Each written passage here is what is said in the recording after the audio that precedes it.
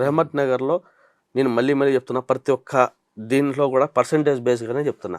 రెహమత్ నగర్లో 60% కాంగ్రెస్కి ఉంది, ఓన్లీ మళ్ళీ రిమైనింగ్ ఉండేది బీఆర్ఎస్కి మాత్రమే ఉంది.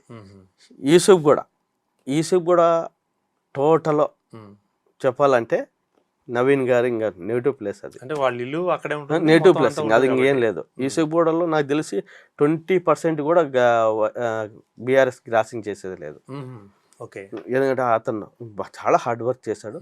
2 పర్యాలు ఇంతకుముందు వెనుకంజ ఉండడం, ఇప్పుడు కొద్దిగా పుంజుకోవాలని ట్రై చేయడము. ఇది ఇంకా షేక్పేటకి వస్తే, షేక్పేట ప్రజలు వీళ్ళు ఇచ్చేదే ఇంపార్టెంట్. ఓకే, డిసైడ్ చేస్తారు వాళ్ళు. ఇప్పుడు మీకు అన్ని పర్సెంటేజ్ చెప్పా, షేక్పేట పర్సెంటేజ్ మాత్రం నేను డిస్క్లోజ్ చేయడం లేదు. ఎందుకంటే రాబోయే ఆంధ్రప్రభ ఛానల్ ద్వారా ఇది చాలా కీలకంగా ఉంది.